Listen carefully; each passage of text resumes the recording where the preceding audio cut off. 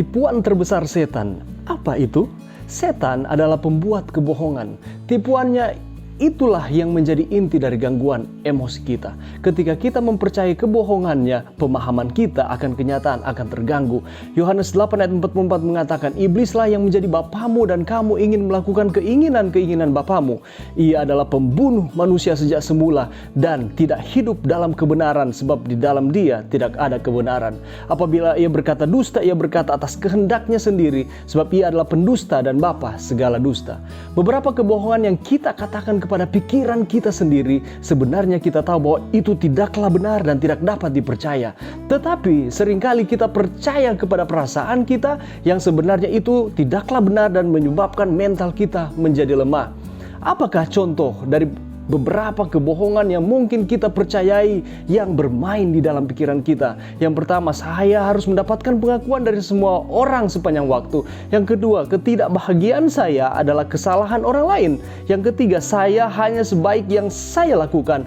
Dan yang keempat, depresi, kemarahan, dan kecemasan adalah pertunjukan dari iman yang lemah. Ini tidaklah benar. Seringkali perasaan kita yang menguasai kehidupan kita, sehingga kita tidak dapat mengambil keputusan berdasarkan logika atau akal sehat kita. Tipuan setan menciptakan gangguan mental yang parah. Keluhan emosional di zaman kita ini adalah keluhan yang kita dengar setiap hari, sama seperti para terapis dalam praktek mereka, termasuk kekosongan, ketidakberartian, depresi, kekecewaan tentang pernikahan dan keluarga, kecemasan, ketakutan, dan masih banyak lagi. Hubungan yang terjalin antara pikiran dan tubuh sangat erat kaitannya. Ketika satu terpengaruh, yang lain dapat terpengaruh juga. Kondisi pikiran mempengaruhi kesehatan jauh lebih besar daripada apa yang disadari oleh banyak orang. Banyak penyakit yang diderita oleh pria dan wanita adalah akibat dari depresi mental, kesedihan, kecemasan, ketidakpuasan, penyesalan, rasa bersalah, ketidakpercayaan. Semuanya cenderung menghancurkan kekuatan hidup dan mengundang kerusakan bahkan kematian. Apa yang harus dilakukan untuk mengalahkan perasaan yang tidak benar yang sering datang di dalam pikiran kita?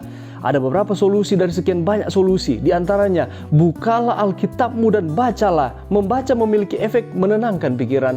Berdoalah kepada Tuhanmu. Penelitian dari ahli kejiwaan tahun 2014, berdoa memiliki efek dalam mencegah stres dan menenangkan jiwa. Lakukanlah kebaikan untuk orang lain. Makanlah makanan yang bergizi secara teratur dan seimbang. Janganlah lupa minum air yang cukup. Perhatikan waktu tidurmu. Berolahragalah. Olahraga dapat menjauhkan diri dari beragam penyakit termasuk penyakit mental. Hadapilah kecemasan dan ketakutanmu dan jangan lupa untuk tersenyum. Percayalah kepada Tuhan, bukan kepada perasaan-perasaan kita. Kiranya Tuhan memberkati. Mari berdoa. Bapa kami yang di sorga, terpujilah Engkau ya Tuhan. Terima kasih atas firman-Mu, mengajarkan kami untuk kami tidak tertipu dengan tipu muslihat iblis. Tetapi kami mau terus setia kepada Tuhan, sehingga kami dapat terus diberkati Tuhan dan terbebas dari perasaan-perasaan yang menggelisahkan akan hati dan pikiran kami. Kami boleh terus setia kepada Tuhan. Terima kasih Tuhan, ini doa kami. Dalam nama Yesus kami berdoa. Amin.